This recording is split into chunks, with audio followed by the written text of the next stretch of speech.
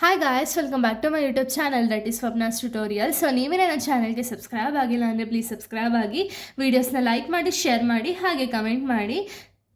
So ಇವತ್ತು ನಾನು ಮಾಡ್ತಿರೋ ಸಬ್ಜೆಕ್ಟ್ ಯಾವುದು ಅಂದರೆ ಸೆಕೆಂಡ್ ಸೆಮ್ ಬಿ ಕಾಮ್ನ ಎನ್ವಿರಾನ್ಮೆಂಟಲ್ ಸ್ಟಡೀಸ್ ಅಂತ ಹೇಳಿ ಈ ಒಂದು ಸಬ್ಜೆಕ್ಟ್ನ ಎಕ್ಸ್ಪ್ಲೈನ್ ಮಾಡ್ತಿದ್ದೀನಿ. ಅದರಲ್ಲಿ ಚಾಪ್ಟರ್ 6 ಬಂದುಬಿಟ್ಟು ಎನ್ವಿರಾನ್ಮೆಂಟ್ ಪಾಲಿಸೀಸ್ ಆ್ಯಂಡ್ ಪ್ರಾಕ್ಟೀಸಸ್ ಅಂತ ಹೇಳಿ ಈ ಒಂದು ಚಾಪ್ಟರ್ದು ಸ್ವಲ್ಪ ಟಾಪಿಕ್ಸ್ಗಳನ್ನ ಈ ಒಂದು ವೀಡಿಯೋದಲ್ಲಿ ಎಕ್ಸ್ಪ್ಲೈನ್ ಮಾಡ್ತೀನಿ.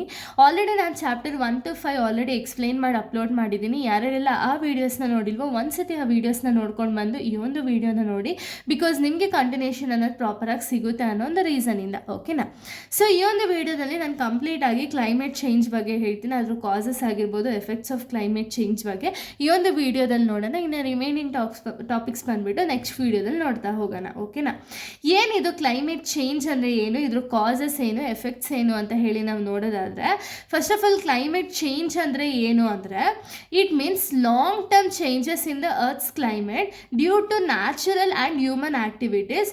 It causes change in temperature and rainfall. ಅಂದರೆ ಏನು ಕ್ಲೈಮೇಟ್ ಚೇಂಜ್ ಅಂದರೆ ಏನು ಅಂದರೆ, ಇದು ಬಂದುಬಿಟ್ಟು ಲಾಂಗ್ ಟರ್ಮ್ ಚೇಂಜ್. ಓಕೆನಾ? ಇನ್ ದ ಅರ್ತ್ಸ್ ಕ್ಲೈಮೇಟ್ ಅಂದರೆ ಏನು, ಇಲ್ಲಿ ಏನಾಗುತ್ತೆ ಅಂದರೆ ಇಲ್ಲಿ ಲಾಂಗ್ ಟರ್ಮ್ ಆಗಿ ಒಂದು ಅರ್ತ್ ಕ್ಲೈಮೇಟ್ ಏನಿರುತ್ತಲ್ಲ ಅದು ಚೇಂಜ್ ಆಗ್ತಾ ಹೋಗುತ್ತೆ. ಯಾವ ರೀತಿ ಅಂದರೆ, ಒಂದು ಬಂದುಬಿಟ್ಟು ನ್ಯಾಚುರಲ್ ಆಗಿ ಚೇಂಜ್ ಆಗುತ್ತೆ, ಇನ್ನೊಂದು ಬಂದುಬಿಟ್ಟು ಹ್ಯೂಮನ್ ಆ್ಯಕ್ಟಿವಿಟೀಸಿಂದ ಚೇಂಜ್ ಆಗುತ್ತೆ. ನ್ಯಾಚುರಲಿ ಅಂದರೆ ಏನು, ಫ್ಲಡ್ಸ್ ಆಗಿರ್ಬೋದು ಅಥವಾ ಏನಾದ್ರು ಒಂದು ಇಶ್ಯೂಸ್ ಆಗಿರ್ಬೋದು, ಅವಾಗ ಏನಾಗುತ್ತೆ ಅಂದರೆ ಕ್ಲೈಮೇಟ್ ಅನ್ನೋದು ಚೇಂಜ್ ಆಗುತ್ತೆ. ಆದರೆ ಹ್ಯೂಮನ್ ಆ್ಯಕ್ಟಿವಿಟೀಸ್ ಅಂದರೆ ಏನು, ಡಿಫಾರೆಸ್ಟೇಷನ್ ಆಗಿರ್ಬೋದು ಅಥವಾ ಬರ್ನಿಂಗ್ ಆಫ್ ಫ್ಯೂಯಲ್ಸಿಂದ ಆಗಿರ್ಬೋದು. ಸೊ ಇದೆಲ್ಲ ಒಂದು ಹ್ಯೂಮನ್ ಆ್ಯಕ್ಟಿವಿಟೀಸಿಂದ ಒಂದು ಕ್ಲೈಮೇಟ್ ಅನ್ನೋದು ಚೇಂಜ್ ಆಗುತ್ತೆ. ಸೊ ಇದರಿಂದ ಏನಾಗುತ್ತೆ, ಕ್ಲೈಮೇಟ್ ಚೇಂಜಿಂದ ಏನಾಗುತ್ತೆ ಅಂದರೆ, ಇವಾಗ ಟೆಂಪ್ರೇಚರೇ ಚೇಂಜಸ್ ಆಗ್ತಾ ಹೋಗುತ್ತೆ. ಒಂದ್ಸತಿ ಇದು ಟೆಂಪ್ರೇಚರ್, ಇನ್ನೊಂದ್ಸತಿ ಇರಲ್ಲ.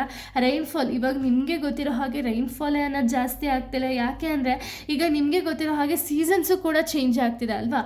ಈಗ ಎಕ್ಸಾಂಪಲ್ ಸಮ್ಮರ್ ಇದ್ದಾಗ ತುಂಬ ಸೆಕೆ ಇರುತ್ತೆ, ಅವಾಗ ರೈನಿಂಗ್ ಅನ್ನೋದಾಗುತ್ತೆ. ಅಂದರೆ ಅದು ಸೀಸನ್ಗೆ ಬರಬೇಕಾದಂತಹ ರೈನೇ ಅಲ್ಲ, ಆದರೂ ಕೂಡ ಬರುತ್ತೆ. ರೈನಿ ಸೀಸನಲ್ಲಿ ಕಂಪ್ಲೀಟಾಗಿ ಸಮ್ಮರಲ್ಲಿ ಇರಬೇಕಾಗಿರುವಂತಹ ಒಂದು ಬಿಸಿಲು ಇರುತ್ತೆ. ಸೊ ಈ ರೀತಿ ಕ್ಲೈಮೇಟ್ ಅನ್ನೋದು ಚೇಂಜಸ್ ಆಗ್ತಾ ಹೋಗುತ್ತೆ. ಯಾವಾಗ ಒಂದು ಹ್ಯೂಮನ್ ಆ್ಯಕ್ಟಿವಿಟೀಸಿಂದ ಆಗಿರ್ಬೋದು ಅಥವಾ ನ್ಯಾಚುರಲ್ ಆ್ಯಕ್ಟಿವಿಟೀಸಿಂದ ಆಗಿರ್ಬೋದು, ಆಗ ಒಂದು ಕ್ಲೈಮೇಟ್ ಚೇಂಜಸ್ಸಿಂದ ಏನಾಗುತ್ತೆ ಅಂದರೆ ಎಫೆಕ್ಟ್ ಆಗ್ತಾ ಹೋಗುತ್ತೆ ಅರ್ತ್ಸ್ ಕ್ಲೈಮೇಟ್ ಅನ್ನೋದು. ಇದು ಯಾವ ರೀತಿ ಕಾಸ್ ಆಗುತ್ತೆ ಅಂತ ಹೇಳಿ ನಾವು ನೋಡೋದಾದರೆ, ಯಾವ ರೀತಿ ಕಾಸ್ ಆಗುತ್ತೆ ಅಂದರೆ, ಬರ್ನಿಂಗ್ ಆಫ್ ಫಾಸಿಲ್ ಫ್ಯೂಯಲ್ ಅಂದರೆ ಏನು, ಕೋಲು, ಪೆಟ್ರೋಲು, ಡೀಸೆಲ್ ಇದನ್ನೆಲ್ಲ ಬರ್ನ್ ಮಾಡಿದಾಗ ಏನಾಗುತ್ತೆ ಅಂದರೆ ಅದರಲ್ಲಿ ಬರುವಂಥ ಒಂದು ಸ್ಮೋಕಿಂದ ಒಂದು ಕ್ಲೈಮೇಟಲ್ಲಿ ಮಿಕ್ಸ್ ಆಗಿ ಕ್ಲೈಮೇಟ್ ಚೇಂಜ್ ಅನ್ನೋದು ಅಕ್ಕರ್ ಆಗುತ್ತೆ. ಡಿಫಾರೆಸ್ಟೇಷನ್ ಅಂದರೆ ಏನು, ಕಟಿಂಗ್ ಡೌನ್ ದ ಟ್ರೀಸ್ ಅಂದರೆ ಇರುವಂಥ ಟ್ರೀಸ್ನೆಲ್ಲನೂ ಕೂಡ ಕಟ್ ಡೌನ್ ಮಾಡಿದ್ರೆ ಅಲ್ಲಿ ಪ್ರಾಪರಾಗಿ ಮಳೆ ಎಲ್ಲ ಬರೋಕ್ಕೆ ಚಾನ್ಸ್ ಇದೆಯಾ ಅಥವಾ ಟೆಂಪ್ರೇಚರ್ ಪ್ರಾಪರಾಗಿರೋದಕ್ಕಾಗುತ್ತಾ? ಇಲ್ಲ. ಅವಾಗೇನಾಗುತ್ತೆ, ಕ್ಲೈಮೇಟ್ ಚೇಂಜ್ ಅನ್ನೋದು ಅಕ್ಕರ್ ಆಗುತ್ತೆ.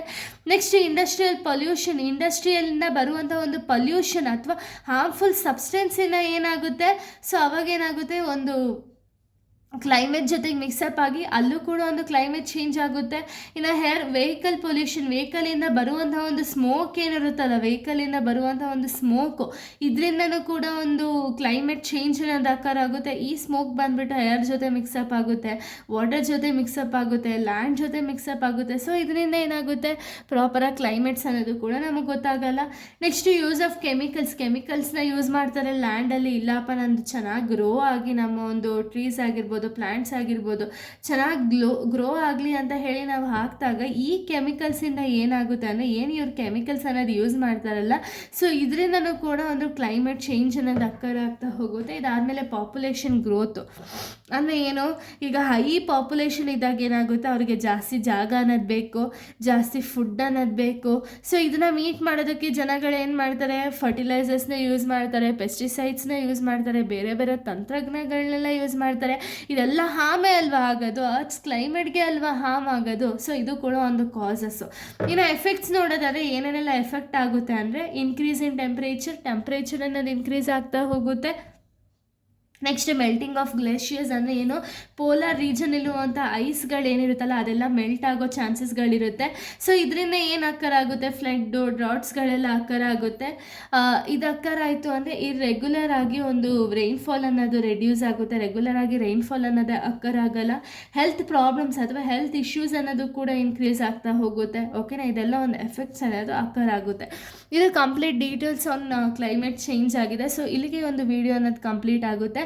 ನೆಕ್ಸ್ಟ್ ವಿಡಿಯೋದಲ್ಲಿ ನಾನು ಬೇರೆ ಒಂದು ಟಾಪಿಕ್ನ ಎಕ್ಸ್ಪ್ಲೇನ್ ಮಾಡ್ತೀನಿ. So thank you guys, thanks for watching.